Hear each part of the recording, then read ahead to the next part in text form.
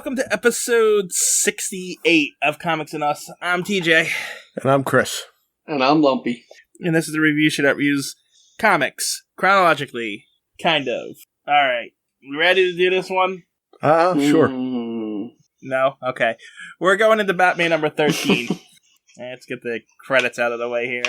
So the first story was written by... The first and last story was written by Don Cameron, penciled by Bob Kane, inked by Jerry Robinson and George Russo's, and lettered by George Russo's. The second story was written by Jack Schiff, penciled by Bob Kane, inked by Jerry Robinson and George Russo's, lettered by George Russo's.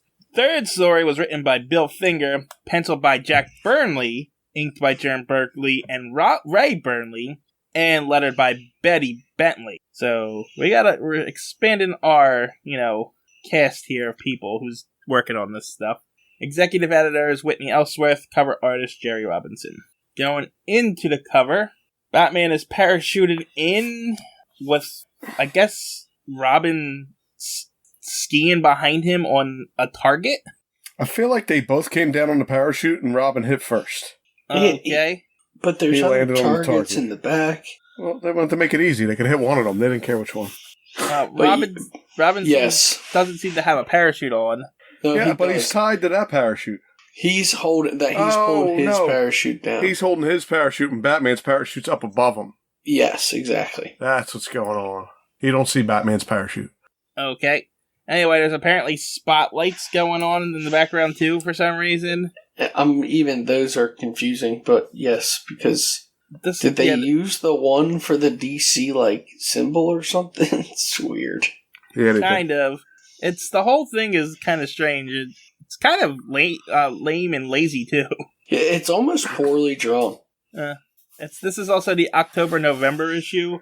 And it's still 10 cents, but instead of the number 10, they wrote the word out, 10 cents. I noticed that too. That's strange. Yeah, I thought so too. So, okay. Alright. Anything else to say about the cover? Well, when you talk about the 10 cents, should we talk about it now? I'll wait. We'll bring it up later. I actually don't know what you're talking about. Good. We'll talk about it later. Oh, yeah, I do. Okay. Yes. Okay. Yes. But before we go any further, last episode, you guys have to give your book reviews. Did you not do them? Oh, I did. I forget what book I read, but I did it. Alright. So, hold on. So, Uncle Chris, you did Augustus Goes South. Oh, yeah, that's right. It was Augustus Gloop from Willy Wonka, and when he went into the pipe, it went down instead of up. That's it. Oh. It was okay. And then Lumpy did Children of the Sea. Yeah, so the letter C mated with the letter K, and they had a bunch of children, and they grew up to be criminals, and Batman actually put a bunch of them in jail. This was an alternate Batman story, not in continuity? No, this is continuity. It's canon. No, it's not, because it's a book. Canon. Oh, I see. See. Children of the Sea. Alright. Enough of that crap. That's it. Yeah, that joke's over. Alright. Good, because it was worse than my jokes that I tell at the end. We were trying to ruin it, and we did. So thank you. Now it's done. Now we don't have to do it anymore. Well, you only have to do it because they stopped actually giving cash prizes for it in the Detective Comics, so it wouldn't have came back up anyway. I would have won that anyway. Uh-huh. So, the first story is the Batman plays a lone hand. And Uncle Chris, what's happening in this? Poor Robin.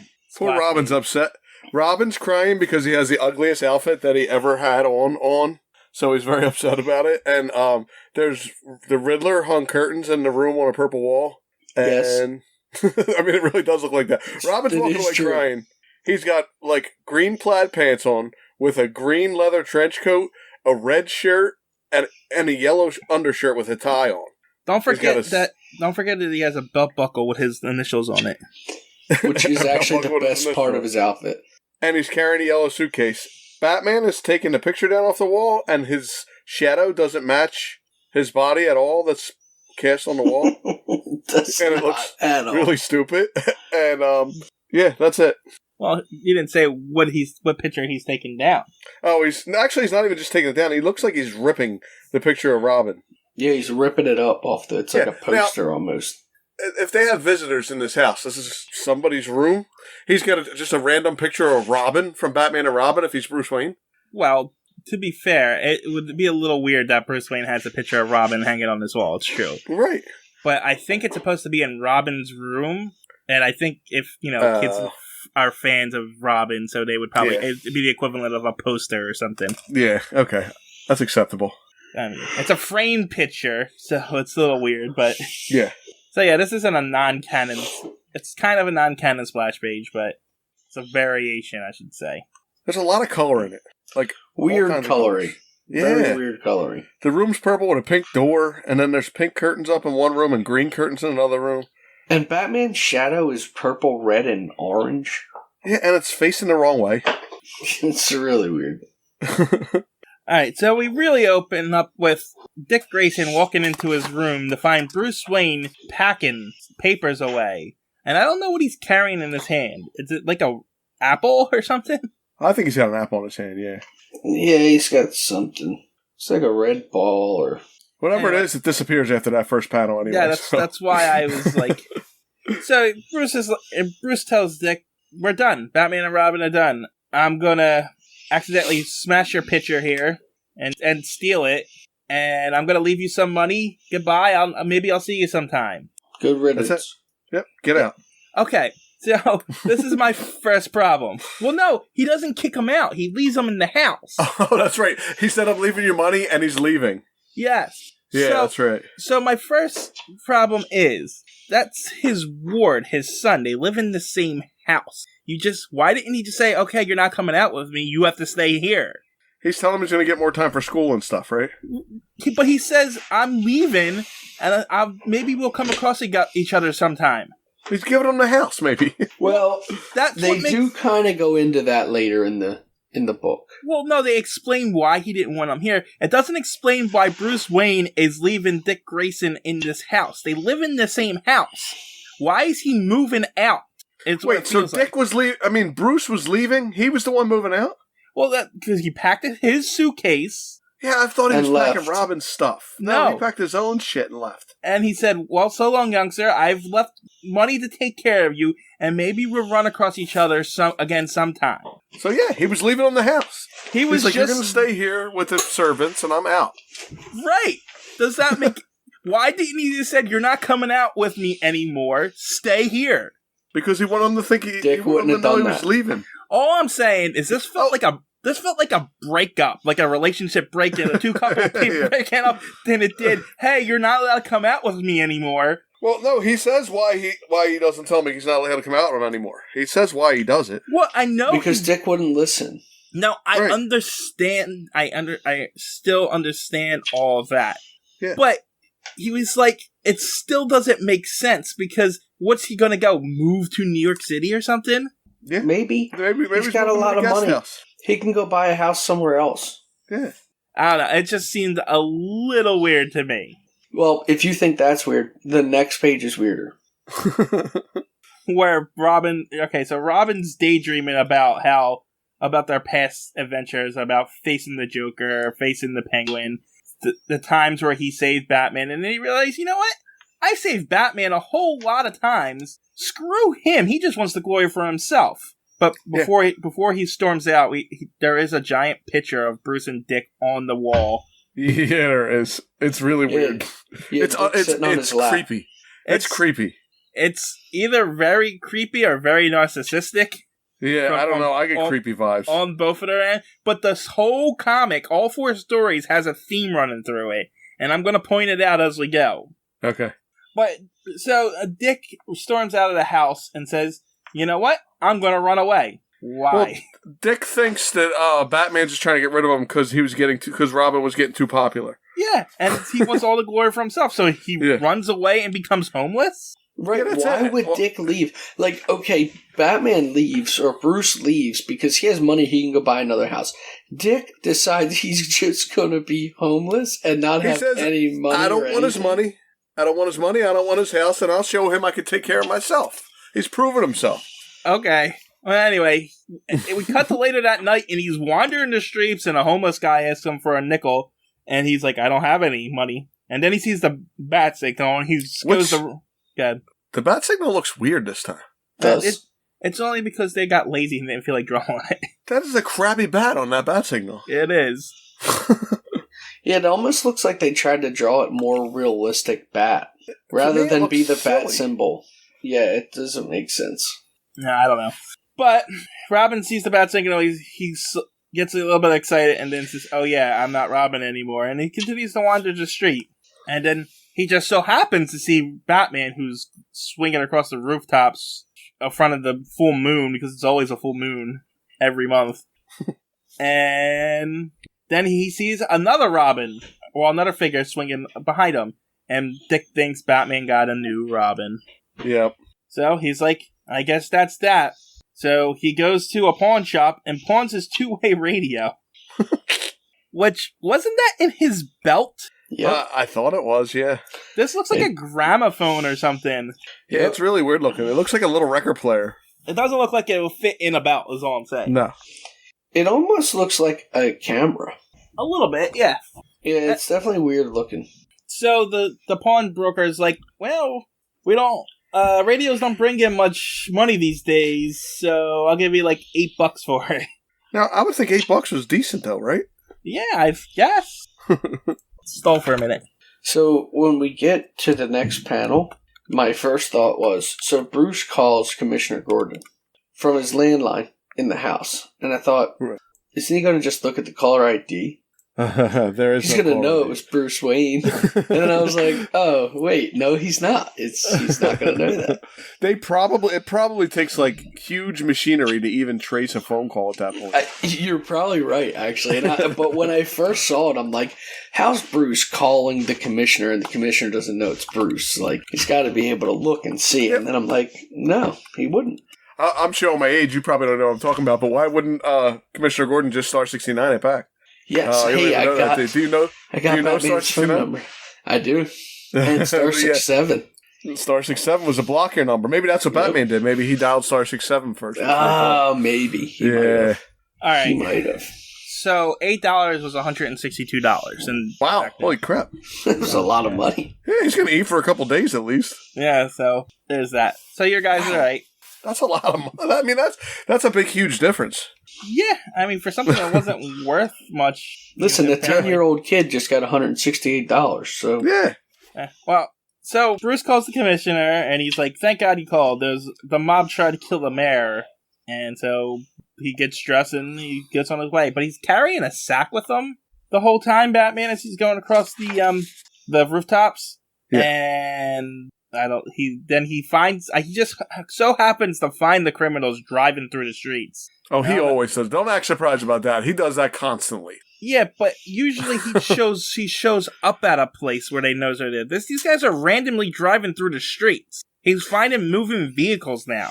Listen, I understand that he's finding the people he's looking for, but normally he's on vacation or they're doing something. They're always bumping into somebody doing something wrong.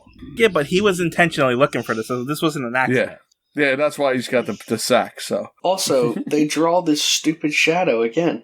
That's not even correct for where... Batman's head is not even near where the building is. It's not... That shadow is terrible. And why is the shadow going one direction? And is he just swinging back and forth? Oh, yeah, you're right. It's going, they're both of them, both shadows, even the one on the bottom's the opposite direction. It's weird. It's weird. Okay. So, the thugs are talking, and, about how they missed the mayor as they tried to shoot him, and now the boss is gonna shoot them. But they see Batman on the roof, and then they see Robin, and they start shooting Robin. Oh no, they shoot Robin out of the air, and he dies. Good, now Batman can go back and get the other Robin, make him stop crying about it. Batman swings it down and says, you murdered children, you rats? And he starts to beat them up in the car. I don't know how that car did not crash, but... Okay. Also, is that the first group of people that were going to kill Robin? Because, they always try to kill Robin. Yeah, I know. I don't understand the whole story. We're not there yet. It's fall apart quite yet. Hold on. You're right. I didn't think of it that way, but I mean, he's mad at them because they killed Robin, but like everybody tries to kill Robin. And Robin's running around punching people in the face and stuff. You know, you would think people would try to kill him. Right. And people have. Yeah. So he beats them up, and then Batman gets knocked on the back of the head. He's not quite knocked out, though, because he's up as they try to fly away. It says the stun champion can recover. So was he knocked out or not knocked out? I don't think so, because he's on his knees, and he's up in time to see them still driving away. Okay. If he was out cold, they would be further away. Don't worry, it'll get him. That's why I didn't even... I know. So the criminals drive away, and then Batman goes over to the dead Robin, and look, it's a dummy. Sure is a dummy. It's so stupid. Well, now, why did he swing by with the dummy the first time when he went by Robin? Was he just practicing around the neighborhood with the dummy? No, he just wanted to make Robin jealous. Oh, he did it on purpose so Robin would see it. Yes. Okay. That's why. Now the thugs are like worried because they killed Robin, so now Batman's not going to stop coming after them. But they did it on purpose. They wanted to kill Robin. Well, we didn't find that out yet, but... Yeah, that's why I was also confused. They, panic because they did it, but that's what their goal was. I don't think they actually thought they would be able to do it. I guess that's true. They can't believe they actually were able to do what they... So, they got an idea. They put an ad in the newspaper. Now, wouldn't that bring everybody to that place? You would think. Anyway, Batman, interested in information awaits you at 44 Auto Street, a friend. So... You think anybody who wants to see Batman would just show up at 44 Auto Street and wait? Uh-huh. And Bruce is like, yeah, this is a trap, but I'm going to go anyway. And the thugs set up in different spots. One's on a roof, one's in the back door, one's at the front door. And then this old man knocks on the thug's apartment door. And he's here to... I don't know. It says a peddler. And he's a filler brush man? I don't know what this is. I think he's selling, brooms and mops. Well, no, he says he's filler, so he's filling in for the brush man. Right, but the brush man, I think, is the one selling, because he got a broom on his shoulder. Yeah, but wouldn't he be coming to sweep something? Like he's a janitor of some kind? Maybe a chimney sweep or something? Oh, yeah, I don't know, but I don't know. He's got a briefcase and stuff. I thought he was selling stuff. Maybe, I don't know. I don't know what a brush man is. Yeah, me neither. So the brush man... The crooks try to send him away, but the brushman tries to force his way in, and he does, and then he hits the thug with the broom. A door-to-door salesman for the Fuller Brush Company. Yeah. Oh, Fuller. Yeah. So he's not the fill-in brush man. He's the filler brush man from the Filler Brush Company. Is it filler or fuller? Well, this is filler, but it's probably they fuller. use filler in here like they had before. They don't use the actual company name. Well, they use the wrong word. Use the wrong word because I thought it was like this guy's filling in for somebody. Yeah. He also insists on demonstrating the newest wrinkles in house cleaning. Yeah, whatever. So he's a salesman. Everyone knows it's Batman in disguise, and he pulls his costume off. He's got his bat mask underneath the old man face again. Yeah, which is crazy to me when he does that. And then the crook throws a bar of soap at him. Yeah, and Batman says no soap? I don't know what they're talking about. And then I don't know what happens because Batman falls through the freaking floor. Yeah, it says, how'd you like to see the cellar? Start with the cellar. And then he falls like a trap door or something? I don't know. Like they put a rug over the hole in the floor and Batman fell in it. Is that what happened? Because they didn't show any of that. They don't show that. No. I just made that up. Oh, okay. Yeah, that makes sense. Sure. But he falls through the floor, so... All I'm saying is he looks like he's standing on the rug in the panel above before any of this happens. Anyway, it's a delayed trapdoor. He falls down and gets knocked out for the 40th time. There you go. I knew they'd get him eventually. And so Batman's unconscious, so instead of killing him, they they brick him behind a brick wall. Did they have these bricks just ready to go? And yeah, they were like, they set Batman up, so they went and bought a pallet of bricks. And I guess, whatever. So they brick Batman behind a wall, tied with his hands tied behind his back, and they do that in a lot of cartoons and stuff, but in my mind, it would take a couple days to put a brick wall up like that, right? Well, listen, even if it didn't, say they were able to do it in like an hour. Yeah. It's 24 hours for cement to cure. Okay? Right, exactly. So if Batman pushed on the wet cement that was holding the bricks together, it would just fall. Yeah, and it's not like Batman's gonna die instantly. He's got like no. They're talking about him starving to death. Yeah, that would take days. Yeah. It's just yes. The whole thing's stupid. All right. I like it. It's just really far fetched, but I get it. Like it was their comic. You know what I mean? It's okay. Fine, it's far fetched. Fine. They brick Batman behind the wall. How does he get out of his binds? With the brush. It's a wire brush.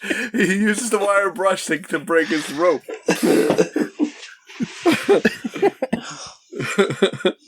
Oh. He's the Philip Brush Here's man. my Come thing. on. Here's my question. Batman's in full garb, okay? Where's his little pellets that are in his belt? Yeah. You know what's funny? Does he have bomb pellets in the belt? We keep asking about this stuff. Like, in the last... a couple episodes ago, we were like, why doesn't he carry anything sharp in his belt? But I just edited it, like one of the early episodes, and he had knives in his belt. Yeah, Yes. There's times where he has stuff in that belt, and then there's times where I think he forgets about his belt. Yeah, he definitely has nothing with him this time. Yeah. Inside this brick room. I thought he was going to take that wire brush and try to rub the cement between the bricks off. I was like, when he uses it to cut his ropes, I was like, okay, this is definitely this is a little bit off here. And so he's trapped. Let's just suspend our disbelief and think he can't break this wall here. He's trapped behind this wall. So yeah, what they did worked. Yeah. So what does he do? He gets his little belt and he calls Robin on the radio. That he sold. That he sold. This whole plan is stupid. It's dependent on a lot of unbelievable things. I like that his voice comes over that radio and the guy just turns it off. Yeah. He's like, what the hell? But he calls for Robin. The pawnbroker is like, oh, they're playing Batman and Robin radio stories now. I can't have this distract him, and he clicks it off. But they had to have Robin be so desperate that he's willing to go out on his own and sell this radio. And two, if you didn't want Robin to go out, why not just like say, oh, why don't you stay on standby for this one for me? I need you to stay back. He's done that plenty of times. Hey, Robin, stay back here. I got to do this. Yeah, but he never does. Robin never stays back. He always shows up. What he should have did was got a pallet of bricks, took them into the basement, and bricked them into the basement. That's not true. Never get out now. There are plenty of times that Robin has stayed behind where he just drove the car or just did. Yeah, but they're usually the ones where Batman messes up and gets beat up or something, and then Robin's got to show up at the end and save him. I know, but that's not. The whole thing's stupid. Oh, guess what's going to wind up happening at the end of this comic? I was going to say, you just ruined this comic. So we cut over to Dick, who is, I guess you could just take help wanted signs off of windows and go in and get a job as dishwasher as a 10-year-old boy. And as a 10-year-old boy in 1942. Yeah, that's true. But they do that in a lot of movies where you just take the sign off and say, this is me, I'm the dishwasher now. Yeah. And as he's going in to become a dishwasher, he just happens to be in the same restaurant that the crooks were, and they're loudly talking about how they bricked Batman, and how they killed Batman. Batman and Robin are very lucky. Yeah, Batman is also a deputized cop at this point, so they're just bragging how they killed a cop in open. Yeah, they're drunk because look, they're like arm in arm. I think they're drunk. Why are they like walking like that? Like they're dating? They're like celebrating. I think they're drunk. I think that's what it is. Whatever. Dick's like, I'm going to follow them to save Batman just this one time, essentially. And he goes. Go ahead. And he's got his Robin costume. I thought he wasn't Robin anymore. Now he's got his Robin costume under his outfit. Well, he didn't break that habit yet. I mean, he might have to sell that later, too. True. And so he swings in through a window, which he learned from Batman, and immediately gets captured. Yeah, that was good. Good plan. He swung in, and they swarmed him, and they took him down the basement. Yeah, but they say his boyish fury is helpless against the overwhelming strength of grown men. He kicks grown men's asses all the time. Yes. Like 5 at a time. Yeah. Not 3, 5 at a time. I think Robin, I didn't do a count or anything, but I'm pretty sure Robin has saved Batman more times than Batman has saved Robin. Oh, yeah. I can actually agree with that without looking back. Yeah. So the thugs take Robin into the basement, and instead of, shooting him or building another wall, they start chipping away at the wall that Batman's behind. Yeah, so they can shove Robin in there. So they can shove Robin in there, expecting Batman's already dead, I guess, and then, of course, Batman just punches his way out. Well, they didn't expect him to cut his ropes with a brush either. Okay. They didn't? Well, to be fair, you're right. These crooks are really stupid. So Batman and Robin... I guess he can't knock the whole wall down, but if you take a couple bricks out, he can run right through it. Yes. Yes. Once they loosened a brick, then he broke through the wall. And it actually looks like the bricks are, being telekinetically, swirling around them instead of... It does kind of look like that. And all of a sudden, Robin's beating up grown men again. Yep. And they beat up the crooks. Batman ties them up, and Robin says, well, I guess you won't be needing me anymore, and starts to walk away. And then Batman's like, wait a second, look at this note. And apparently the crook says, we know that Batman can't be scared, but he thinks a lot of that brat Robin. Tell him to lay off, or we'll aim for the kid and shoot to kill. As if that's never happened before. Okay. Right, that's the weird part, yeah. Whatever. Batman and Robin... Didn't Joker poison him? Yeah, I think so. It might have... I don't know if the Joker poisoned him, but someone definitely did poison him and actually kill him. Someone that's what I'm saying. I'm kill him. It's not the first time. This is definitely not the first time. And Batman's like, that other Robin that I had was a dummy, and I couldn't bear losing you. And look, I even kept the picture that I broke. I kept it with me. And then they are all happy. Robin says, bring your troubles, folks. There's nothing that Batman and I can't take care of now that we're teamed up. And Batman says, louder, partner.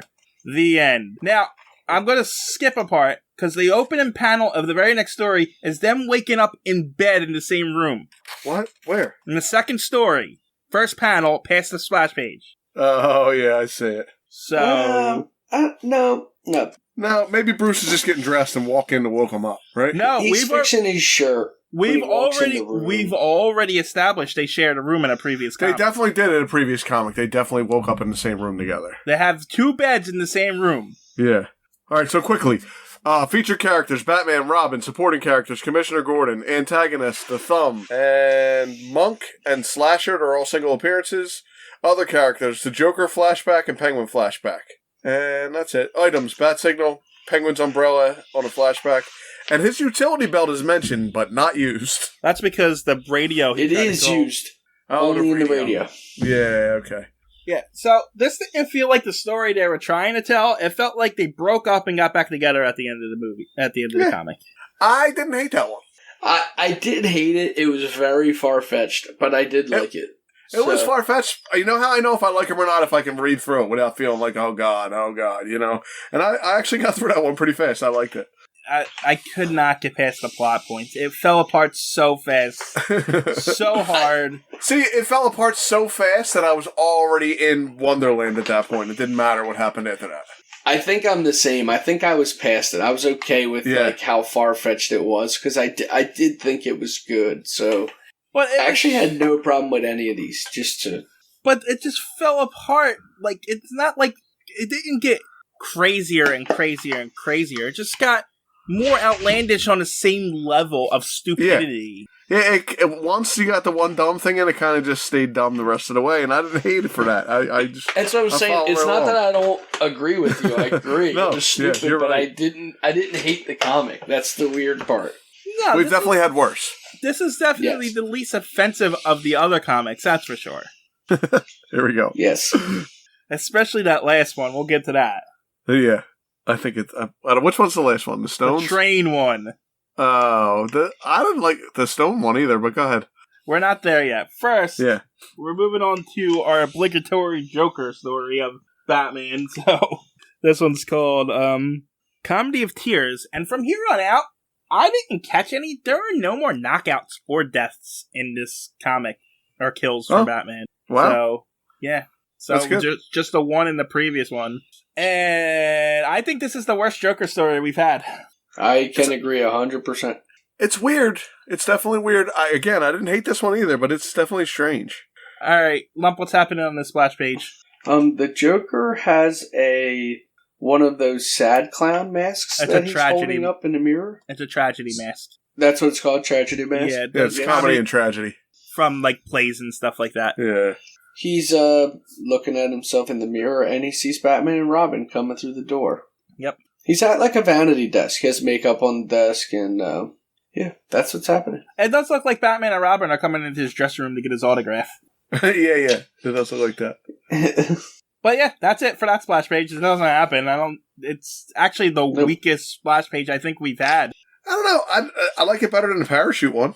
That's a cover. That's not a splash page. The cover. Wow, that was the cover? Wow. Yeah, it was. That's why I said it was a really lazy cover to me. Yeah. Like, it was just really bland. So, I actually like the way Joker is drawn here. I like his face, his jacket with the clubs and stuff on it is yeah, neat. they stay with the don't theme. think it's bad. I do like that. I think it's... But it's non-canon. It's pointless. I think it's drawn decently, but I don't like this goofy Joker. No? The way that they're portraying him. He's more of an annoyance than he is a criminal. Yeah, and he does weird things for no reason. He does a lot of weird things for no reason. And there's supposed to be this big plot behind everything, and it's like, we'll get to it. Hold on. Yeah. I think it's in this one, where they ask you if you can figure it out. Hold on. Oh, yeah. This is the second comic that they've asked me, and there's no way I could have possibly figured it out. Yeah. I'll get to it. Anyway, we open up with Bruce and Dick waking up in their bedroom, and apparently Robin had a nightmare. He was dreaming fighting the Joker, and Bruce is like, well, get ready because he's back. Meanwhile, Joker's looking out a window, and he says, they'll soon see a new side of me. And then we cut to the next day. On the streets, there are, I guess, Joker goons walking around with signs saying the Joker's going to greet you. He's the greatest clown in history. He's also the greatest I can't say that word. I've never seen that word before in my life, but I think it's tragedian. Tragedy. It's the opposite of comedian. Yeah, I guess. And the one guy's like 40 foot tall.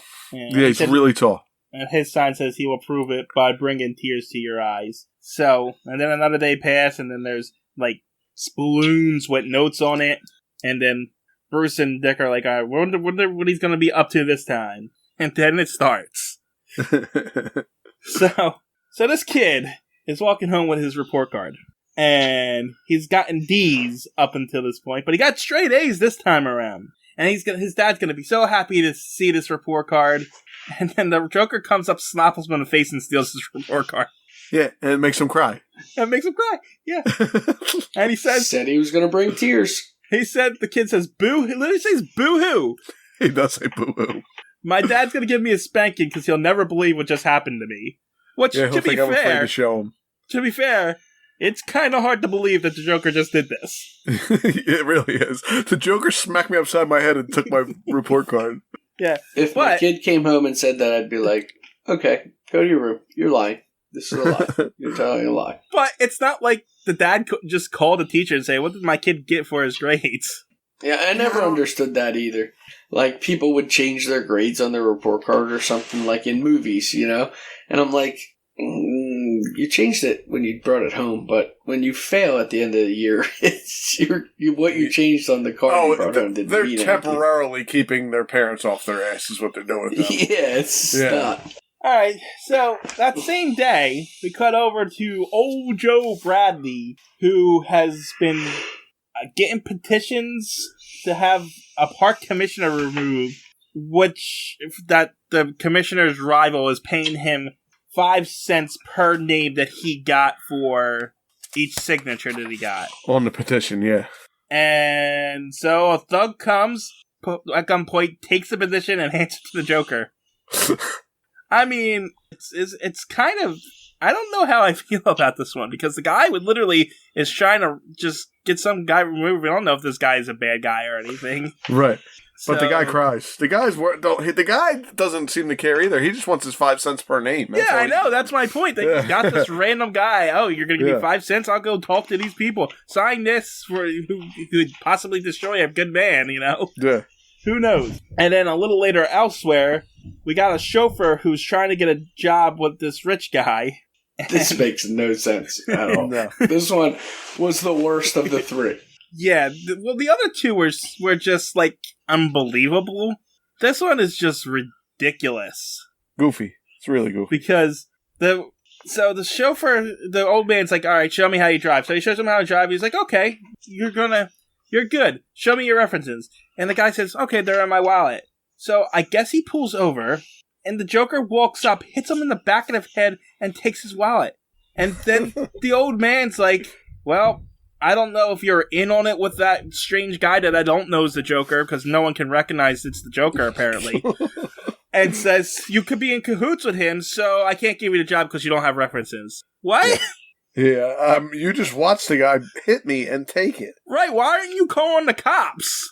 Yeah. And you let me drive you around and told me I was good. Before, I wanted to give you my references before. You denied my references before you let me drive you around. Yeah. It's... Yes. At Wayne Manor, Robin's reading the newspaper because that's how they find out all their information about how, the Joker has been doing things. Because I guess when the first thing happens, they just don't hear about it ahead of time, and the Joker just goes around making people cry. To be fair, though, well, no, he did hit somebody. I guess it is a crime. Yeah, he smacked a kid, too. Yeah, okay, he is assaulting people and stealing things. Okay, it is a crime. And held a guy up at gunpoint, too. That was a thug. That wasn't the Joker. Yeah. So, I mean, I guess so. Anyway, Batman and Robin just letting this happen all day long, apparently. They gotta wait until enough crime happens before they go investigate. And so they're talking about it, about the kids' report card of additions, the chauffeur, and then they're like, and Batman snaps his finger and says, I've got it, and they figured it out. We're gonna go see Commissioner Gordon. And then there's a text box that says, did you figure out what the secret is? How? Yeah, there's no way. There's no way you're gonna figure that out. I've not seen any of the paperwork on here. You showed me none of it. How am I supposed to know what is on that paperwork? That was worse than when we were supposed to know about the guy's fake arm and fake leg and stuff. Yeah, that's worse. We can't know the answer unless you see the paperwork. And even if you did see the paperwork, how? Right. And that's the only thing I have to say is I kind of like what they're doing. They're just not executing they're not good at they're not good at doing it, but I like what they were trying to do. It's just you gave me no information. I couldn't be a detective because you didn't give me what I needed. If you tell me the clues and maybe I don't know, give me a little more info, I could probably try to make a guess. Right. But read a mystery novel and see how it works. yeah, that's not how it works. At Clown headquarters, I guess. Yes. He's talking to his dogs, and his dogs are like, this has been fun and all, but why did we do all this? And someone else explain this. No. So they're getting people's signatures so they can use their signatures for other things. Yes. To write passes into, parties and stuff. Yeah. Now, is your signature... is it that big a deal back in the 40s? Because, does everybody know what your signature looks like? Because you could just scribble a signature, couldn't you? You could, but I guess a good forger could do it. Yeah, but I'm saying... It's just a guard at the door, and if I handed you a paper that said... Listen, the guard could have easily been like, I don't care if he signed it or not. No one told me you were coming, you're not coming in. Right. But no, he walks up, and because he's got the guy's signature, and he shows it, so are all the guards trained in, deciphering people's signatures? In the 40s? Sure. I mean, I guess. It's kind of this they are. And back in the 40s, I would assume your signature is kind of your big identifying mark. They didn't have everything we have today. So, possibly, I don't know. But this still doesn't make sense, because... the Joker stole the kid's report card because it has his dad's name on it. He didn't get a chance to show his dad the report card. He stole it before he gave it to him. Yeah, I think maybe it was signed from the last time, because don't you just keep getting the same report card, over and over? No, remember he had the D's first? Yeah, but you get a new report card every semester with the previous grades on it. No, I think you got one report card, because I think even maybe when I was a kid, for the 4 reports, they were all on one sheet. You had them sign it, you brought it back. They put the new grades on it, you took it back home again. And they sign it over their old signature again? No. It's 4 different spots for each marking period. Mine came home and hung on my fridge, and I never returned it. Yeah, I never had to get mine signed. We had to sign them and take them back to school. Well, you were born in the 40s, so... maybe that's what it is. Yeah, because, like, when our report cards, we got a different report card each semester. We didn't use one piece of paper. I think high school I did, but I'm pretty sure in grade school they made us bring it back and forth. Like, you had to get it signed, take it back, and the next time you took it home, it had the grades from the last one with the signature on it, and they had to sign the next one. I don't remember doing that. I can't say 100% that I didn't, but I don't remember doing that. Yeah, I don't remember that too. I do remember, like, getting... Because it's all printed out, essentially. Yeah, see, and when I was in grade school, it was handwritten. That's true, too. So, yeah. And I ain't that much older than you guys. Yeah, but a decade's a decade, you know? I don't remember, to be honest. I don't really know when I was that young to say for sure. So maybe I did get it signed, and I don't know. Yeah. No, I know for a fact I didn't get anything signed. I got it signed, and it wasn't all... I mean, like I said, high school it was printed out. But when in grade school, they were all handwritten. I mean, TJ, even if you were supposed to get it signed, you probably didn't. I didn't need to get it signed anyway. I had all A's. You still were supposed to bring it back if they asked you to. Yeah, but they never asked. They never asked for it back. I don't remember bringing mine back, but I don't know. Anyway, guess this is ridiculous. Either way. Yeah, I don't know why we went on for 10 minutes about report cards, but so yeah, each of the things had a signature of a famous person or something useful for them, so that they can somebody of status somewhere. So that they can what? So that they can learn how to forge it? Yeah, I guess. I guess too, right? Like they have to see the signature to know how to forge the signature. I guess it's weird. Yeah, and because they use the first name to get into what is it? A studio that's for a party that's happening. I don't know what's happening here. I don't know why they're here. Yeah, it's a movie studio party, I think. That's what it looks like. A gala crowd is celebrating the filming of the final scenes of a Christmas There you go. So yeah, I guess we're here for that. Right. And so Joker's thugs gives the guy a note saying he works for this guy, which he lets him through, and I guess I don't know what happens. What happens here? Well, and then, so it quickly changes, so they get into the party. Once they get into the party, then the Joker basically tells everybody, oh, it worked, we fooled them, and now everybody put all your jewels in this bag. Because they're going to go to each of the dressing rooms and steal from all the stars. Yes. Okay. Meanwhile, Batman and Robin are at Commissioner Gordon, and Batman tells them, I figured out the signature thing somehow, and then another cop bursts in and says they're holding up this colossal studio, and someone's playing with a bag of chips. They've been doing it for like 10 minutes. It's not a bag of chips. Sorry, go ahead. I kept trying to ignore it, but it was really loud. I didn't think it was that loud. I walked across the room to do it for a second, but it was like really loud, and I was like, all right, let's just keep talking through it. It'll stop, but it never stopped. Oh, man. So Joker forged and got in. Go ahead. So, yeah, Batman and Robin are Commissioner Gordon place, and they find out that they're robbing the Colossus Studios. And now we're on a ship, I guess, inside the studio. I guess they're still filming. Oh, yeah. Yeah.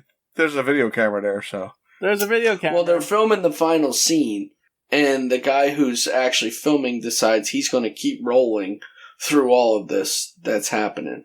Yeah. As all the movie stars put their jewels and stuff in this giant bag. Yes. And then Robin swings in with a knife. He looks terrifying there. He does. Oh, he looks like a pirate. Like a pirate or something. Yeah, he does. Arr. He's gonna kill somebody with that knife, but no, he cuts off the lifeboat ropes that's hanging from the thing and knocks off some guys. And then Joker tries to shoot him, but Batman swings in and kicks the gun out of his hand and punches Joker in the face. But then Joker kicks him in the jaw and runs away. Meanwhile, Robin starts punching people and throws a megaphone into one guy's throat. He does. I did like the blood when when Robin punches the one guy, there's like blood coming out of his mouth. That's his tongue. His tongue. Oh, it's his tongue. Yeah. Yeah, it's not blood. Meanwhile, Robin's being courted doing all this. And I guess there's a castle in this movie as well as a ship because Batman chases Joker up these long steps to this castle thing. I want to see this which movie. kind of looks like the Joker's castle. In some of the stories in the past, he's kind of up in this like castle, like on a hill. Maybe. I kind of got the monk's castle in that vampire one. Yeah, that's true. It kind of does look more like that. Anyway, so at the top, Batman lunges at Joker, but he ducks, and there's a bridge up there too, hanging over it, and then they start fighting on the bridge, and no, I'm sorry.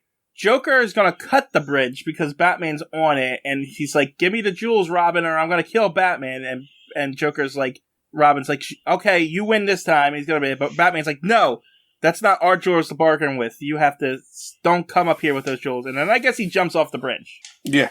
Is this the end of Batman? Yeah, Robin screams, and then the narrator asks us if this is the end of Batman.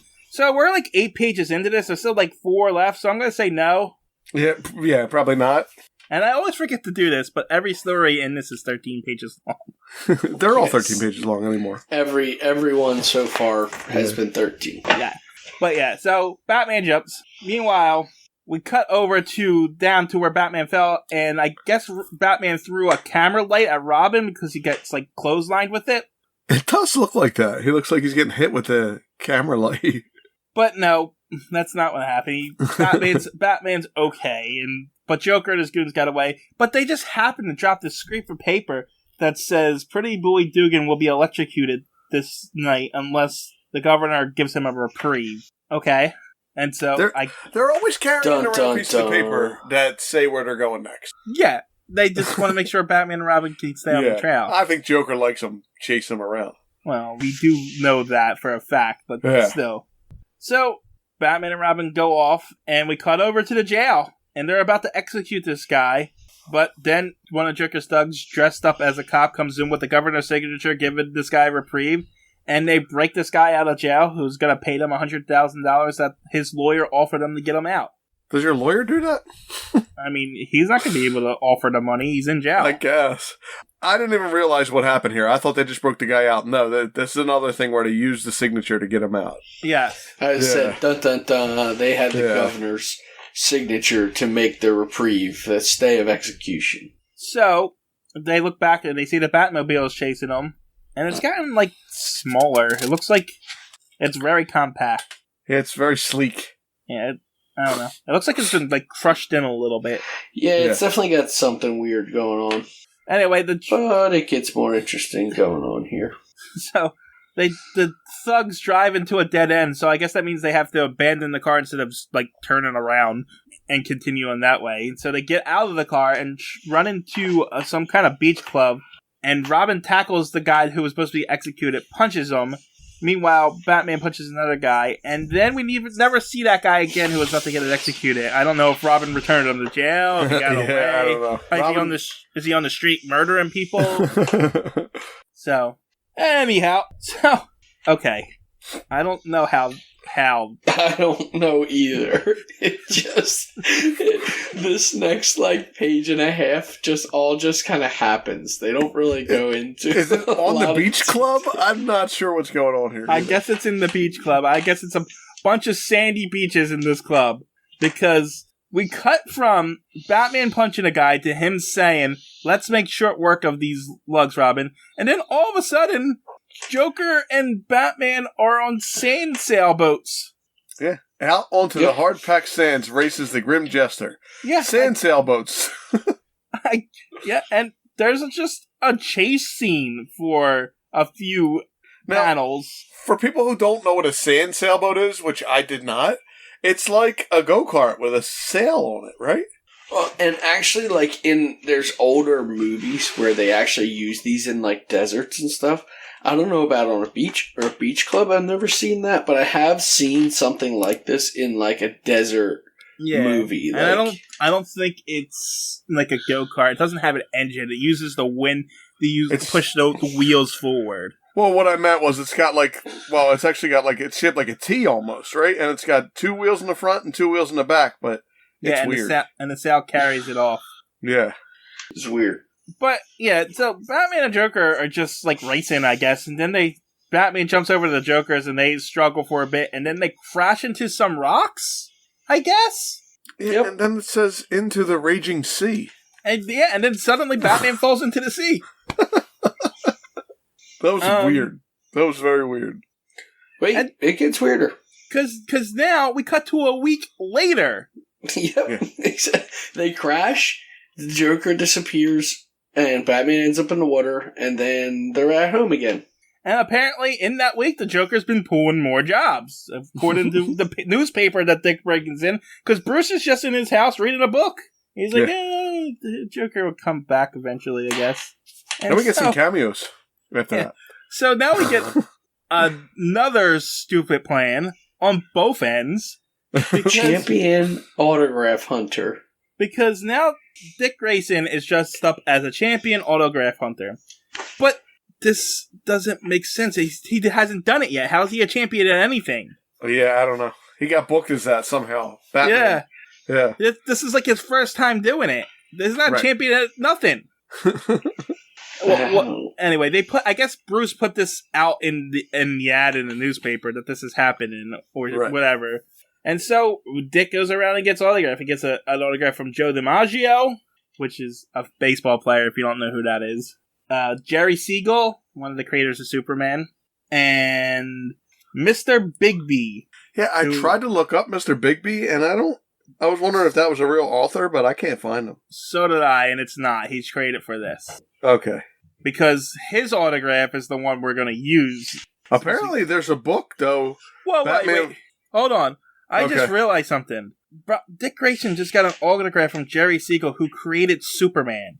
They live in the same universe. It says the creator of Superman. Yeah, what? Oh no, it gets weirder than that as we go on in this comic. I literally just clicked for me right now that, wait, how? That doesn't make any sense. How did he create Superman? Yeah. Is he his dad? I tried to look up Bigby, and there's a comic that's Batman versus Bigby, a wolf in Gotham.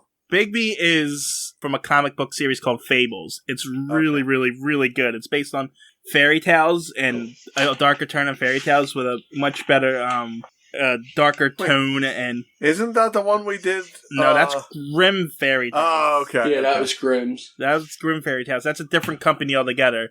The one that I'm talking about now, Fables, is really good. It's some of the best comics I've read, actually. Really? Yeah. I'll check them out. And Bigby he's the big bad wolf. Oh, okay. And he's actually a detective in the Fables world, because it's pretty much Fables in the modern world, because they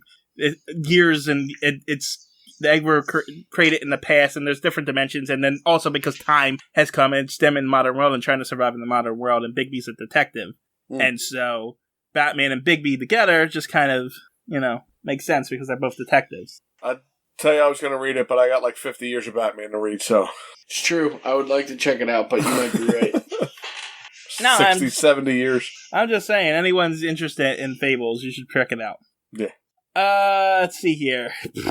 Where was I? He gets an autograph from Mr. Bigby, but outside, one of Joker's goons steals Dick's autographs. Give me that. I don't know if did he change his name? Do they know it's Dick Grayson?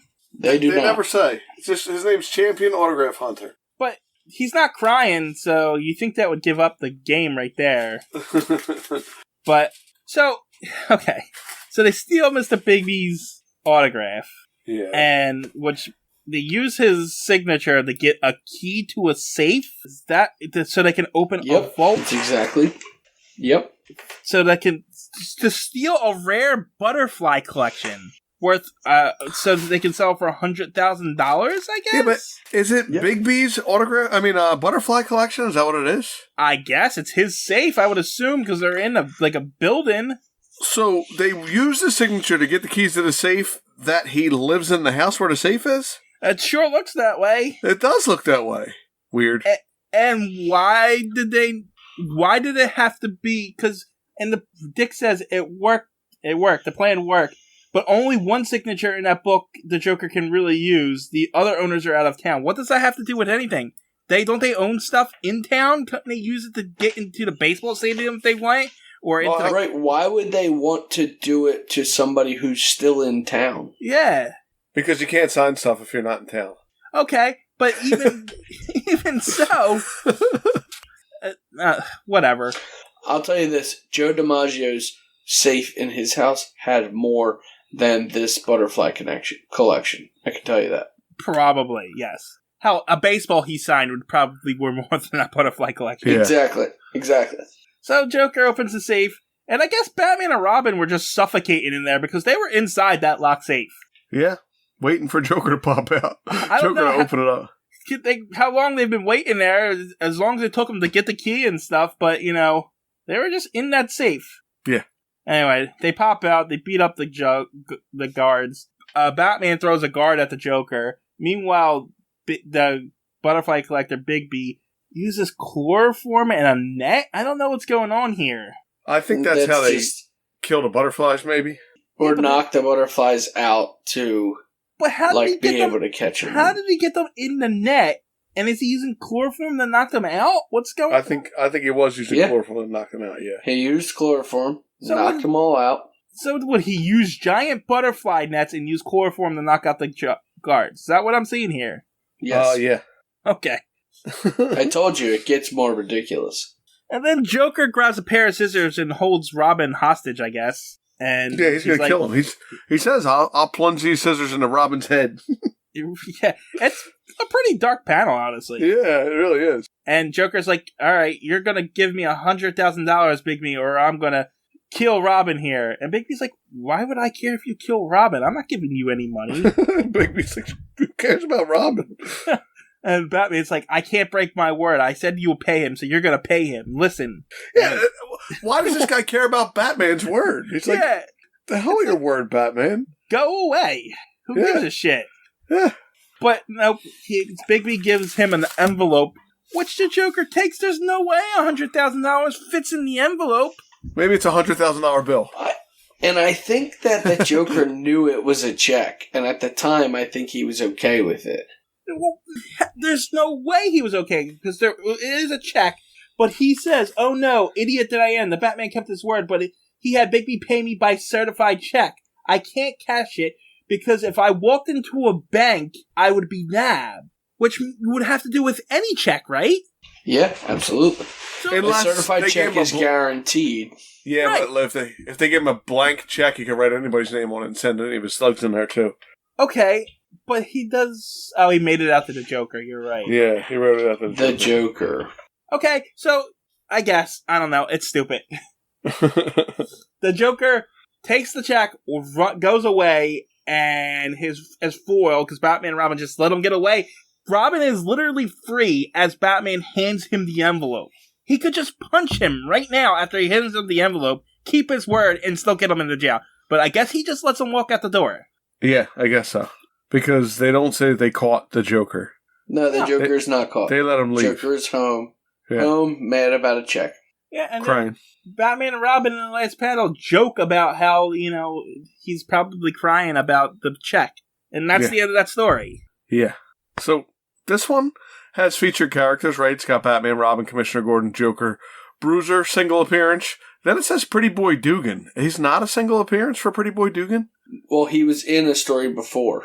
This also has Joe DiMaggio and Jerry Siegel, but it doesn't say single appearances for them either. I guess because they're real people? Yeah, probably. And who knows, maybe they come back in certain... Actually, we might have gotten Joe DiMaggio before. We could have. But that's it. Okay. Yeah, that story was not good. That story is better than the next two, but it wasn't great. I mean, I liked it. I really liked the next one.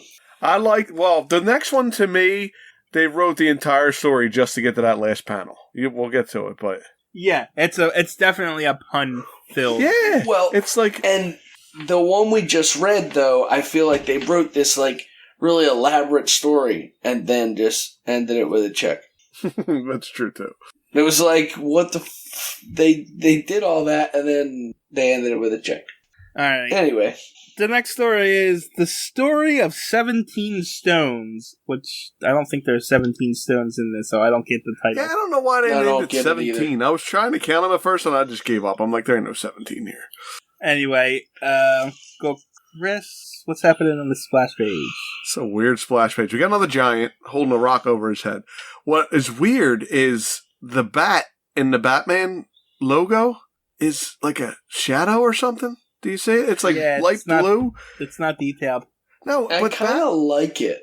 Yeah, but look at the face. It's got hair. It's like shadowing on his head and his face. I think it's just shadow. It's almost like the person who was drawing it ran out of... Yeah, it's like, I can't think of the name of the word, where like it's they flip the colors. It's really weird. So then we got tiny Batman jumping at this Lex Luthor looking guy with a rock over his head, and behind him is a treasure chest, and then we got little tiny bug size Robin climbing up to the treasure chest on the bottom. And the treasure chest is filled with treasure. Yeah, all kinds of rocks coming out of it, gems and rocks. All right, and this is canon. No, it's not. I wish. I just want one more giant. Come on, one more. Do one giant a year. I think we'll get to one. We'll get to more. We didn't even get to the stupidness of the 50s yet. Don't worry. Oh, I can't wait. That stuff is happening. I can't wait till it gets stupider. All right, so we open up in a prison yard where this bald guy is breaking rocks, and we learned that his name is Rocky Crimes, who's done a 20-year stretch and is being released tomorrow. His name's Rocky. He's breaking rocks. Yep. That's just the start of it. Now, why did they do that? Why did they still do it in jail? They just have prisoners break rocks into little rocks? I never really understood that. No, me neither. I know it's some kind of manual labor thing. I don't know why, though. Maybe they're making gravel for, like, fish tanks and stuff. It's possible. I don't know. I don't know why they're doing it. I never bothered to look it up. As so many movies and cartoons and everything, they're always just breaking big rocks into little rocks all the time. I know it's a manual labor thing. I don't know if it's just so they can just have something to do and pay them something. Did they bring truckloads of giant rocks in? Instead of cutting grass along roadways every other day, the inmates will be pulverizing big rocks into little ones that can be used to line state highways or prison yards. Oh, okay. There you go. That's why they did it. Alright, so the next day, Rocky gets his release, but he says, "You still don't believe me that I'm not the gangster Rocky Grimes?" to the Morden, and he's like, your fingerprints were don't lie, you're Rocky Grimes. And so he gets out, and he's out there, and he says he's free, but I don't know who I am. I don't remember anything. And then a car drives by him and hits him in the head with a rock. And guess what? He remembers he was Rocky Grimes, and that 20 years, him and his gang robbed a bank and shot a guard or a cop. But he said his name while he was leaving. The group was like, "You shouldn't have said your name. Now they're going to be on to us." And he's like, "Well, if you're in this with me, if you rat on me, I'm going to turn you in too." And so one of his gang friends throws it looks like a cinder block at his head. A giant rock at his head. And they're about to kill him, but he doesn't remember anything. And so they drop him off at the police station with amnesia. And he's like, "I can't remember anything," but they're like, "Your fingerprints match, you're Rocky Grimes." And they put him in jail for 20 years. They don't know what amnesia is at, like, the police hospital or, like, the jail hospital or anything like that? Well, I mean... They just automatically think he's lying? Well, it doesn't... Yeah, I guess they don't test him for it. They don't care because his fingerprints match and they know it's him. To be fair, there's no reason to not... They could treat him in jail and he didn't commit the crime. They know that he was behind everything else. Also, they say everybody in jail is innocent. You ever said? I think it was the Green Mile. One of them, they were like, he's like, "I'm innocent." They're like, "Yeah, everybody in here is innocent." That was the Shawshank Redemption. The Shawshank. It was Shawshank. Okay. Yeah, but also, it's a misnomer. That's not how amnesia works, by the way. Right. Retrograde amnesia is where you don't remember anything. Regular amnesia is that you can't, when you form new memories, you can't actually remember them. Okay, so maybe he's got retrograde amnesia. They don't say that. They don't say that. They just say regular amnesia. Yeah, they didn't have a name for it yet. I'm sure. I'll say back then they didn't know the difference. I'm pretty sure people don't know the difference today. So It's true. But he remembers his past and 20 years, and he's gonna get revenge on his old game with stones. He says stones about 40 times in this. Oh, yeah. So and he's gonna make them all pay with stones, just like his name, and Yeah, Rocky breaks rocks, gets hit with a rock, and then talks about a lot of stones. Yeah, just here's the one paragraph. He says, "Stones, always a stone. It's like a symbol. That's what it is. That's how I'll get back at my pals with stones. Stones. That's 4 stones in one bubble." And so he starts out. He writes this one of his old colleagues a note saying, "Meet him for an easy job," and he's still a crook, an evil mob crook or something. And so he walks under this arch, and I guess Rocky pulls a rope and pulls out the cornerstones, because the cornerstone comes down and crushes him. Well, Or keystone, I'm sorry. Yeah, the keystone. Yeah, these are keystones. He's like, and the reason why he used the keystone is because he crooked. And, crooks like a key into places. It makes no sense. That's what he says. That's exactly what he said. I'm just repeating what he said. Yeah, because crooks would like a key into places, so he gets a keystone. Ha ha ha. And so he apparently carved, I finally remembered it onto the stones, and that guy's dead. Yeah. And Tell so you what, all that prison breaking rocks, he was able to carve that pretty fast. Yeah. I think he did it beforehand. It does show him preparing things beforehand. Yes. And then that night he laughs evilly and he says, the next guy is a loan shark. He has a head for a touch. But I'm going to use a touchstone this time. They're really pulling for This one he doesn't really use the touchstone. No, and he doesn't even use a stone this time. He hands him the touchstone and then stabs him. That's exactly what happens. I was like, I'm going to use this touchstone to see if this is real gold. He hands him the stone and then he pulls a knife out and stabs him. This is stupid. He writes, I finally remember I don't even know what that triangle thing is. It's not a stone. It's like almost like a crystal or something. Is that the touchstone? The thing that they're talking about leaves a mark on fake gold or something? Oh, maybe. Oh, yeah, maybe. Maybe it is. Yeah. Maybe that's the chip thing he was using. Yeah, maybe. I guess. I don't know. Anyway, we finally get to Bruce and Dick the next day at Wayne Manor as they're talking about, Dick, as usual, is talking about how the crimes that are going on and what the motive behind this. But Bruce is like, no, we're too busy for that. We got a date with the mayor to lay cornerstones, so we're going to go do that. Yeah, we're going to worry about that instead. And so they go to where they're building this thing, and a crane operator tries to drop, what is it? What kind of stone is that? I forget. And who's dinging right now? It's not me. It's me. I'm trying to shut it off. Alright, so the crane operator tries to drop a cornerstone onto the on the guy. I don't know why, though. What was his reasoning behind this one? Because he's an architect. Alright. Because he's an architect. He went straight. This guy went straight. Yeah. So Batman saves him because he went straight. Because the other two were still bad guys, so that's why they were allowed to die. But this guy went straight, so that's why he gets to live. That's a theme. Sense. That's the theme.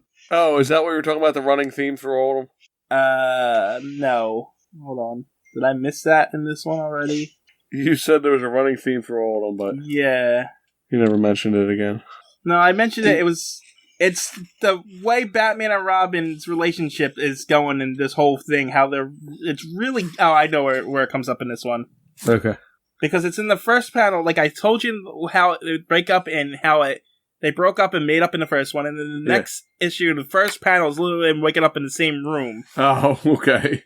So there's that one, and then something happens later on in this one. Okay. We didn't get there yet, though. So they drop the cornerstone, and it says, I finally remembered, and then Rocky gets out of the crane and starts running away, and That was a cat just fell out of the ceiling. He said it. He called it. I don't think you mentioned that on the podcast, though, did you, TJ? No, I did not. I wish you would have. I wish you would have mentioned it on the podcast, because that's so funny that you said it was going to come crashing down, and it did. Yeah. Well, I knew it was going to. I don't think we've made it through a single episode yet. I'm pretty sure there's another one up there still. Now he fell from the ceiling? Yep. Nice. Yep. Yeah, they're fine. The other one's up there somewhere. Okay. Alright, I tried. I locked them up for a little while, but... Alright. Where was I? Rocky ran away. Rocky ran away. And I'm beginning to think Gotham's really small because they're building this thing and they're right next to a pier with speedboats. Must be, like, surrounded by water. Like an island. Yeah, I guess, because they're all... But it's not even just that. Anytime there's, like, they come across a factory here or an airport here, there's just everything's right next to each other. Right. But I said, like, they're all close to water for some reason. I don't know why. Yeah, I don't know. But Rocky isn't playing around because he starts shooting at Batman and Robin, then has time to drop some oil into the ocean, jumps into the speedboat. Batman and Robin jump into another speedboat, but Rocky sets the oil on fire and tries to burn them alive, but, you know. Yeah, he does. But Batman and Robin their superpower is to jump into water, so. Right, once they get into that water, we knew they were fine. Yeah. Yeah. And so they get out. So then we cut over to Rocky, who's trying to figure out what to do now. He knows that Batman's smart enough to figure out what's happening. And then, so Batman and Robin, they're like, alright, we need to figure out what happened. So they go to Commissioner Gordon's. And this just proves these are the worst cops ever. Why? I'm giving the cat a minute here. Oh, you heard a cat? I heard that ball noise that they usually play with. Oh yeah, they're in the room now, so you better just talk through it now. Alright, so, apparently, this guy, Rocky, comes in with a Tommy gun, holds Commissioner Gordon, goes through the entire police station to Commissioner Gordon's office, right? Yeah. Holds him at gunpoint, burns the police files on the three remaining guys he does go, and manages to walk out without getting caught by a single cop. Yeah. Burns it, waits for it to burn. No, this is the commissioner. He's he's not in the police station where there's 1,000 cops. He's in the government building. Right. Worst cops ever. Yeah. Well, we knew Gotham City cops suck. That's why they need Batman and Robin. But this is a police station where they're all supposed to be. Like, if they wanted to, they could have walked in and murdered them, and nobody would even have been able to stop it. Right. Yeah. But anyway, so now the files are burnt, and now they can't figure it out. But no, Batman has a scientific process that I can't be bothered to explain here. So if one of you want to do it, be my guest. I don't want to do it. I just like the one part. Where is it? They put the cards, the charred cards, under this dome, and then they put a newly discovered chemical on it. They don't know what the chemical is. It's just a newly discovered chemical. That's my favorite part of that. But other than that, no. They somehow make the charred. Apparently, the ink doesn't burn like the paper does, or something. And then they put it against another piece of paper. The paper absorbs the chemical, but the ink doesn't. Right. So then the paper turns black, and you can see the white writing on it, and they can read it. Yeah. Yes. It's pseudoscience, and it makes no sense. They even admit it by not admitting that they don't know what the chemical is. Yeah, a newly discovered chemical. A newly discovered chemical. I liked how they worded that. Yeah. And so Batman and Robin got their information, so they go on to the next guy, because I guess the architect with the cornerstone is no longer a target, so I guess we're moving on to the next guy. He went straight too, and now he's what is he? A jewels engraver or something? A diamond engraver? Or, I don't know if he creates diamonds, because he's, like, breaking a diamond off or something. He's cut jewels, apparently. Okay. Because Rocky had him cut a bloodstone into a bullet, into bullet shape, which he doesn't find odd that he's making a bullet out of a stone. Yeah. And he doesn't recognize Rocky? I mean, I know he's bald now, but none of these guys... Using it to play a gag on a friend. Like, what kind of gag do you use a stone bullet? I don't know. But now we're in a jewel exhibit, and there's a rainbow made out of jewels, apparently, that goes to a pot of jewels, and a Taj Mahal with jewels inside of it. There's a lot of weird things in this exhibit. And they're all here to see this one guy cut this giant diamond, and if he messes up, it's going to ruin the diamond. Why are you doing this in front of a bunch of people? They have money. Yeah, it's some kind of show they're putting on. I've seen people do dumb things like this. But anyway, as he's cutting that diamond, Rocky's about to shoot him, and then, this is what I'm talking about. Robin slides down the rainbow and kicks him in the face. Now, all the other... I know this wasn't a thing back in the 40s, but just the picture of the rainbow with Robin... Yeah. sliding down and kicking this guy in the face. It's just another thing. Yeah. Oh, man. Anyway, he kicks him in the face, and as a fight breaks out, Batman tells the cops to not get involved because they might accidentally shoot some of the Yes. audience because he knows the cops are just as incompetent as we do. Yeah, he knows they suck. And then we have a Godzilla battle over to the miniature Taj Mahal where Rocky tries to throw a sword at him, misses, which cuts down a basket full of jewels. I guess they're supposed to be like fruit in a basket or something. Yeah. I think this was like an art exhibit all done in jewels. Like, there's a lot of like kind of quirky things.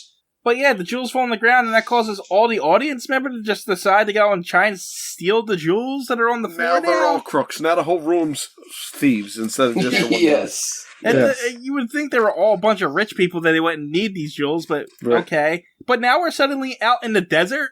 Yeah, he ran out a door, and he's on Mars. Yeah. The red planet. It's like a red desert. It's really weird.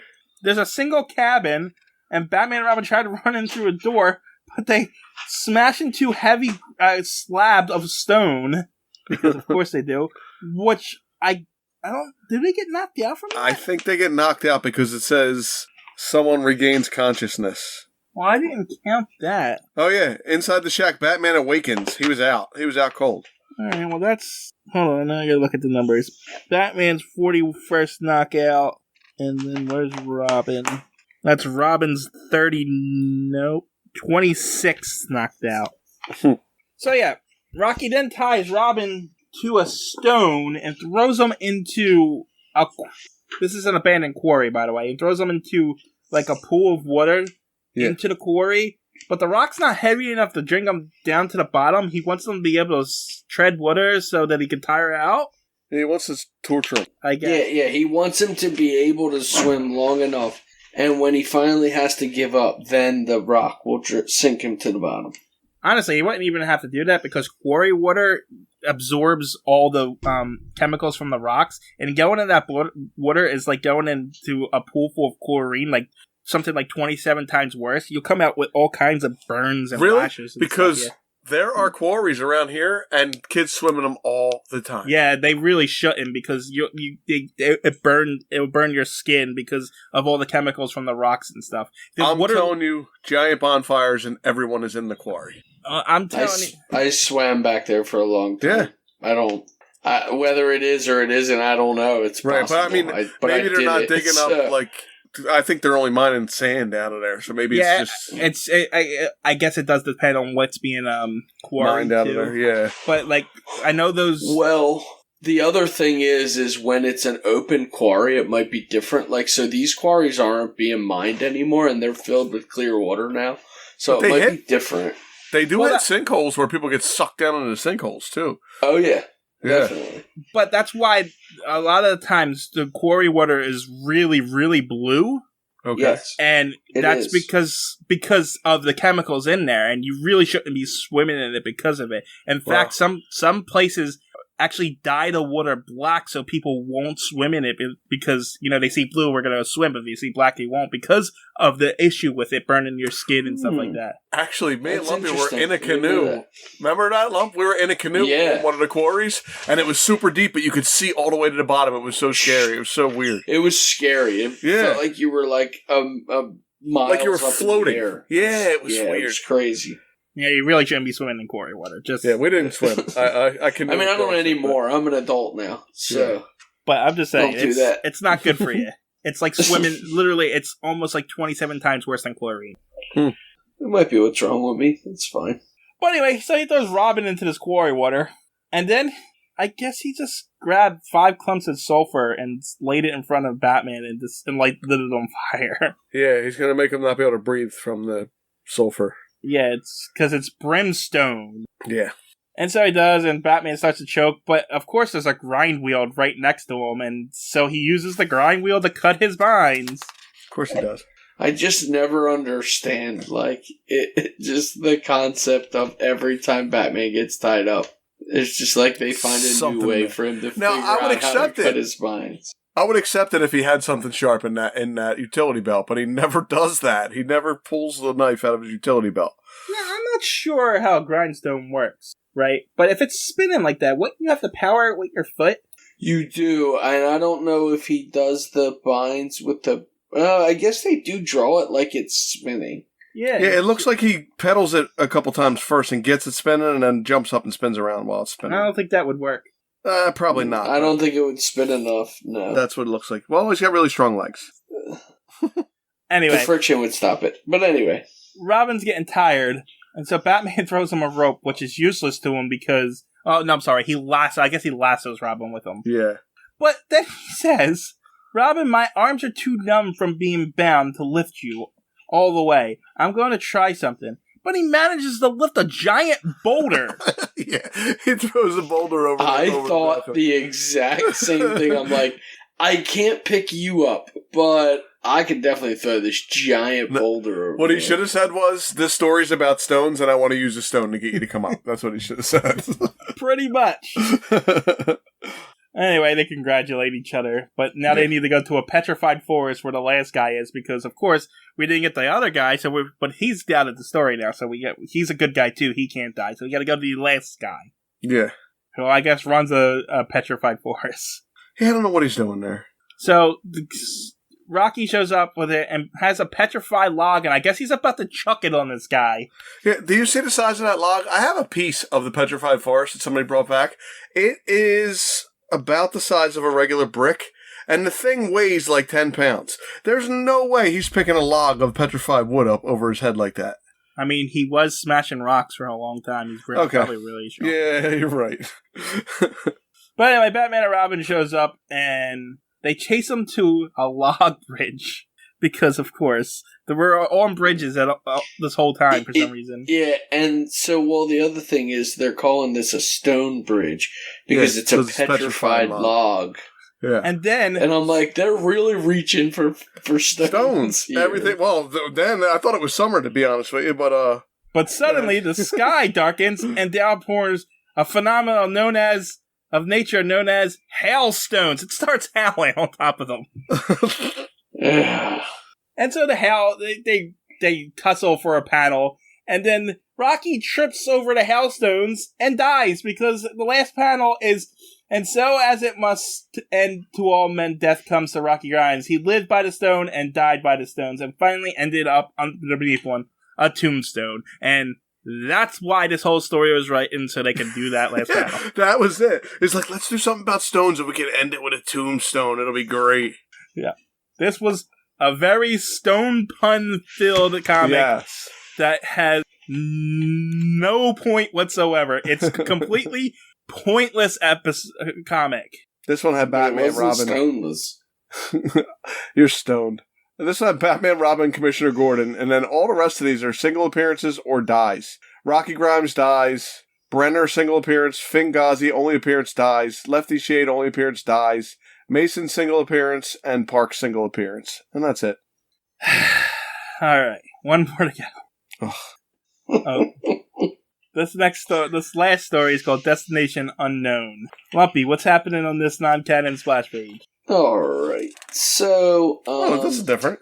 Batman is standing, there's a train coming through Batman's legs, and Robin is in shock and awe watching. And the light from the train is showing 5 pictures.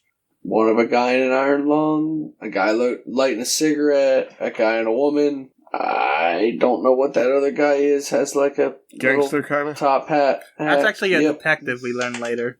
Yeah. It is, yes. And I don't know what the last one is. A guy. Oh, that's the guy under the train. Okay. Yeah. And this is a change. It's usually the villain that's a giant, but that's what I was going to say. So yeah, different. Giant Batman, but then not so giant Robin, right? He looks like maybe he's like a munchkin. He's a munchkin land. I don't know why he's surprised at Batman here. I don't know what this is. Yeah, he looks really surprised. I don't know what that's supposed to be, but I'm just going to say it right now. This story is confusing. Yeah, I'm not positive about this story, yeah.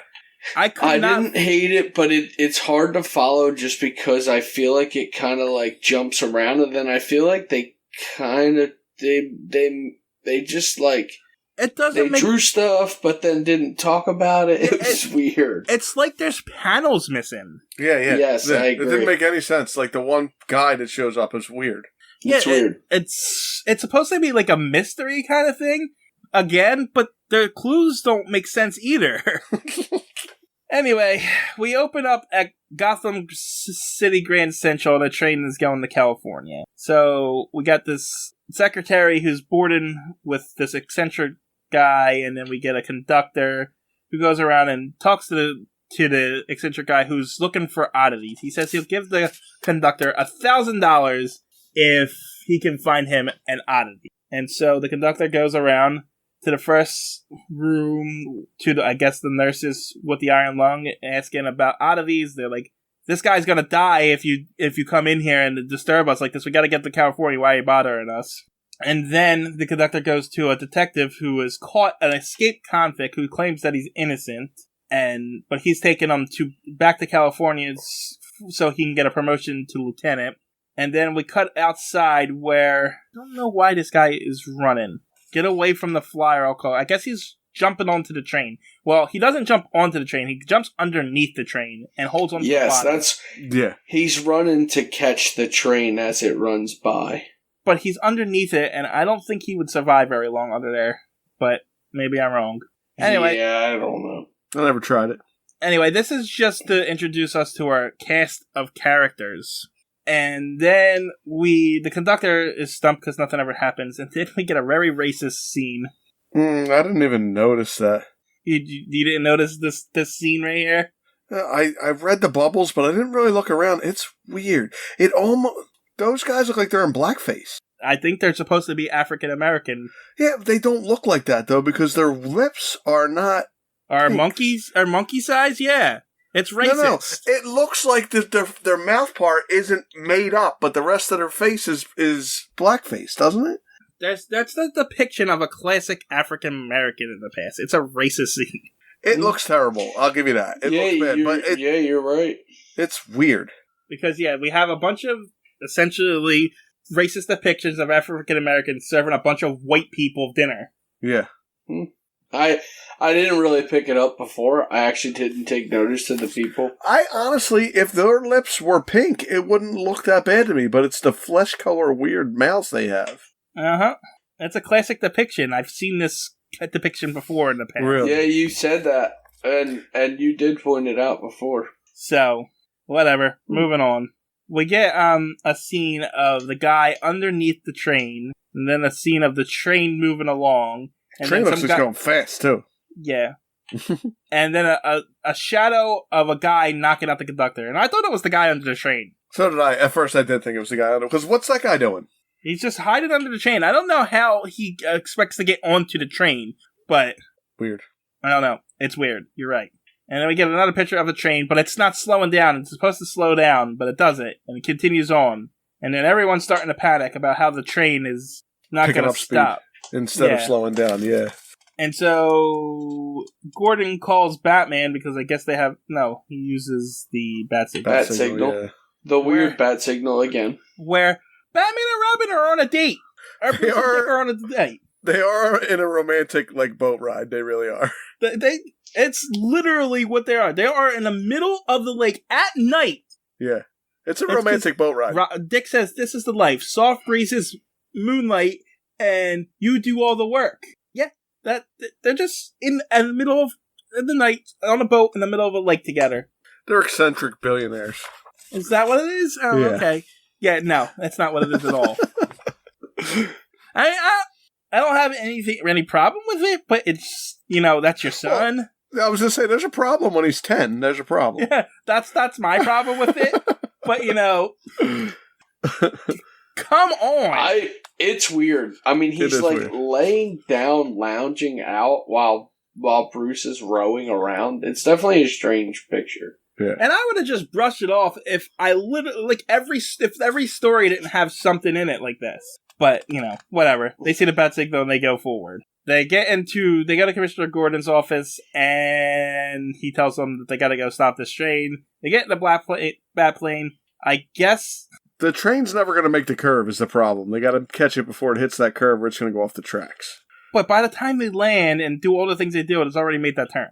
It would have, I don't know. They're at the turn when he gets to it, but somehow they do 1,000 different things and before before it goes around the curve or something. I don't know.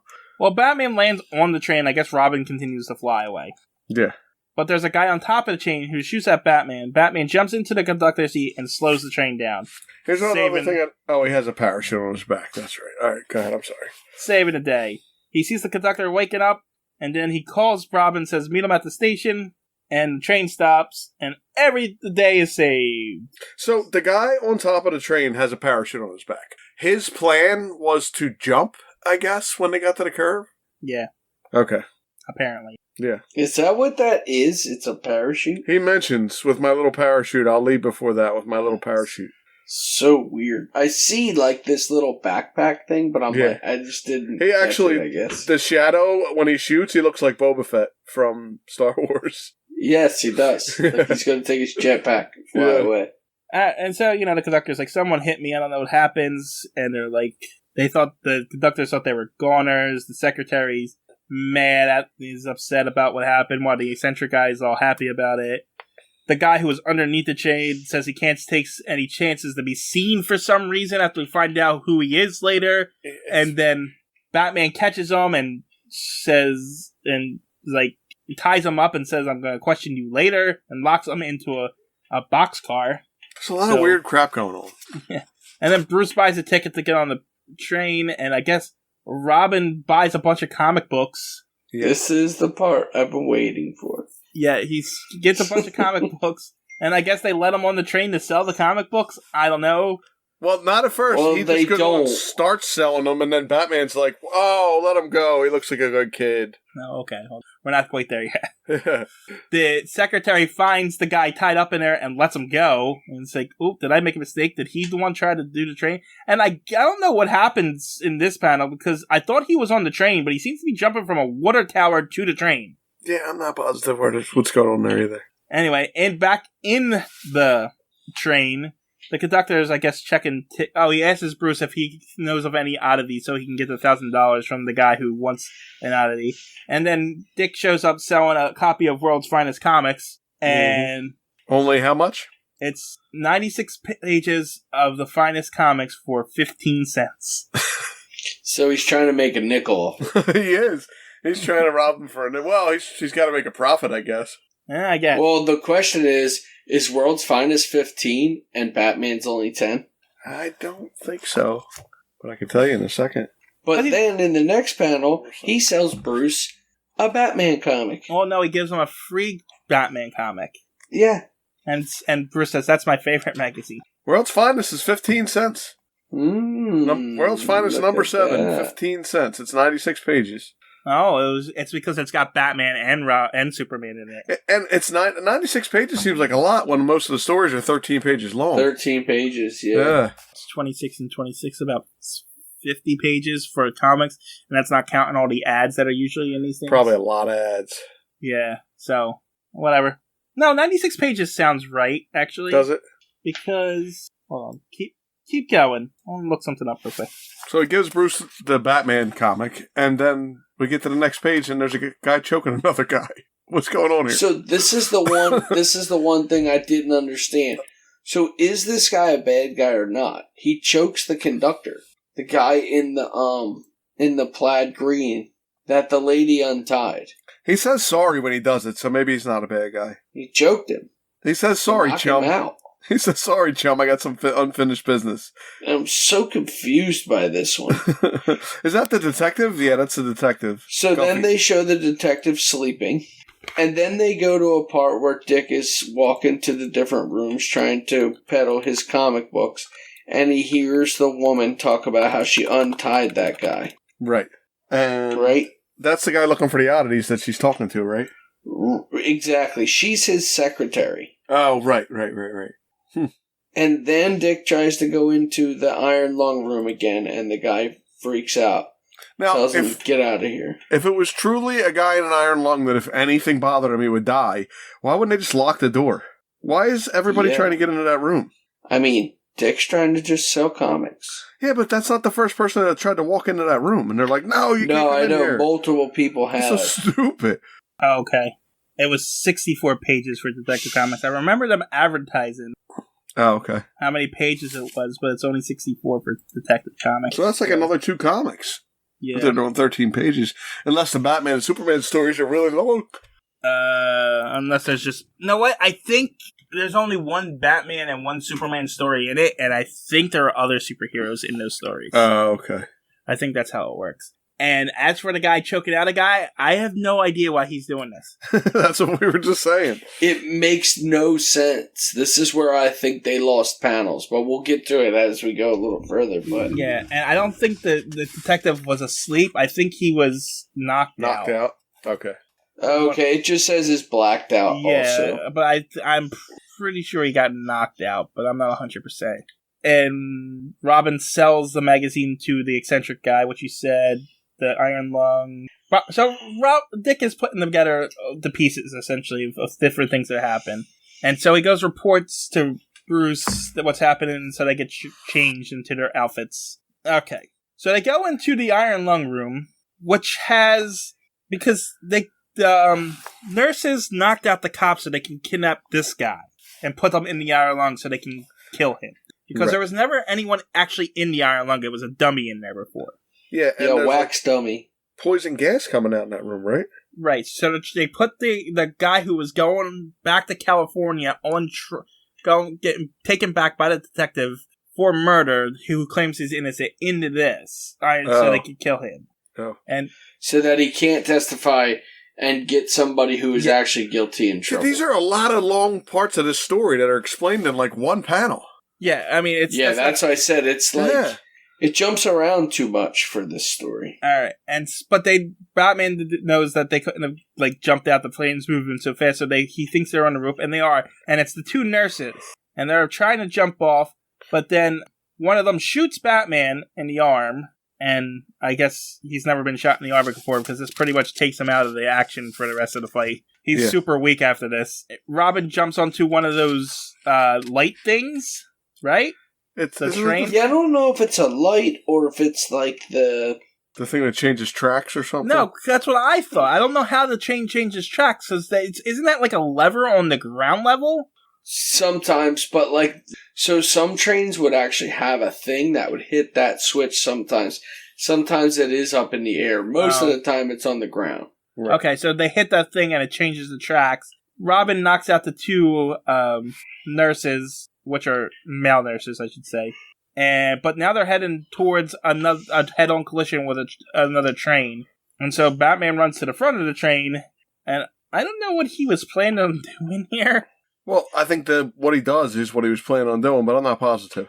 Because he jumps down in the front of the train, and it has a single light on it, and he just puts his bat symbol from his chest on it, and it shows the bat signal, and the other train sees it, and they're like, we need to stop the train, it's the bat signal. Why? Yeah, I'm not sure about that.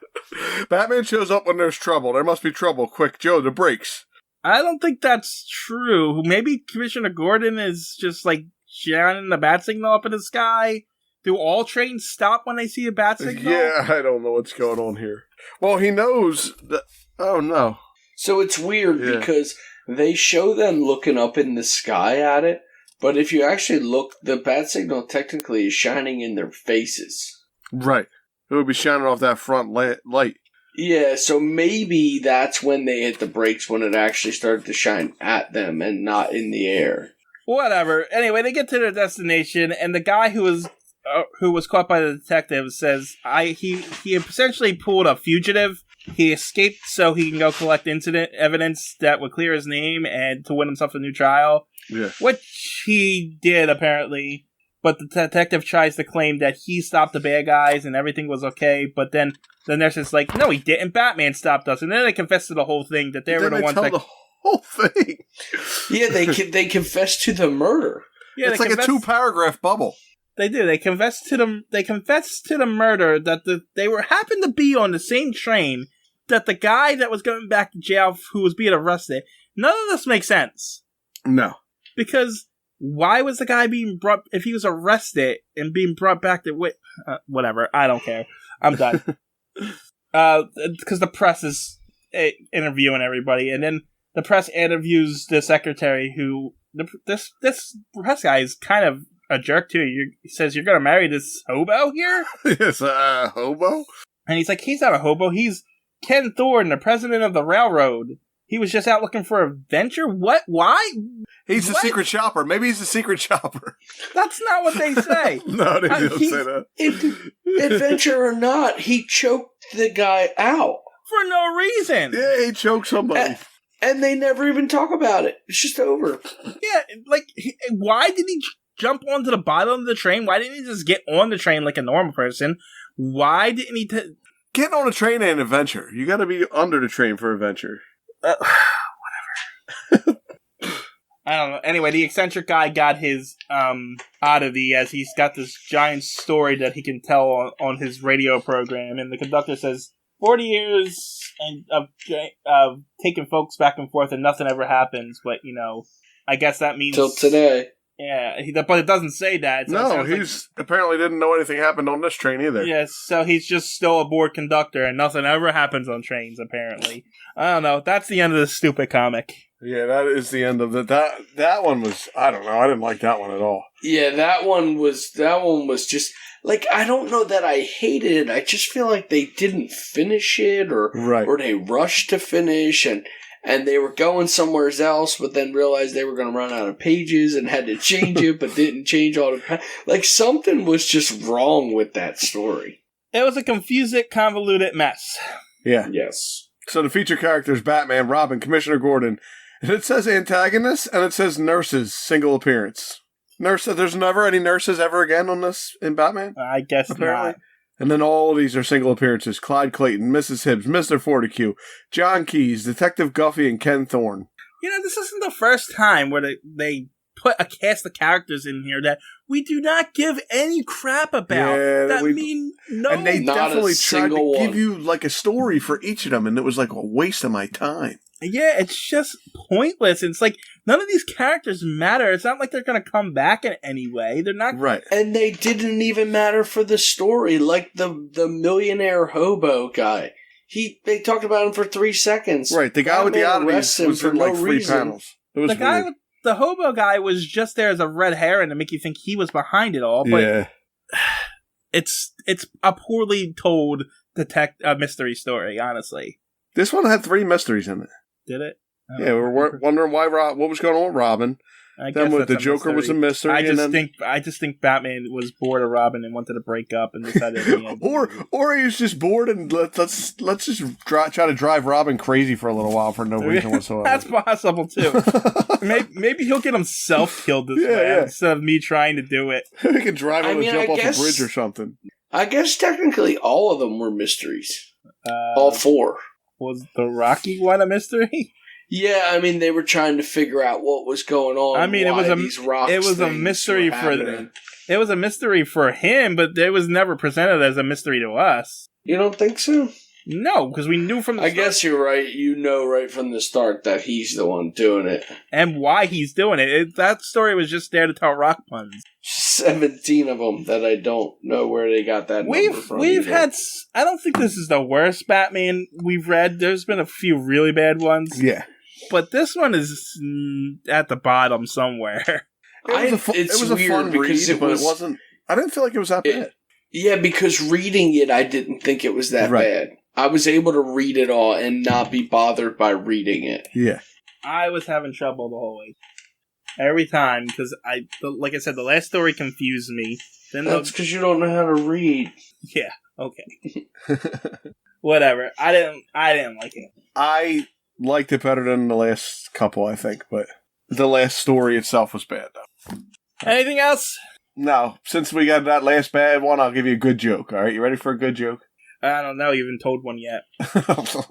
Why did Batman get upset while he was playing cards? Why? Because they kept saying the Joker was wild. Get it? Joker's wild. He is. He is wild. I'm just gonna let that one hang out there. I would give you another one, but I'm running out. See ya. You can't waste them. You gotta save them up. Why did Batman cross the road to get to the other side?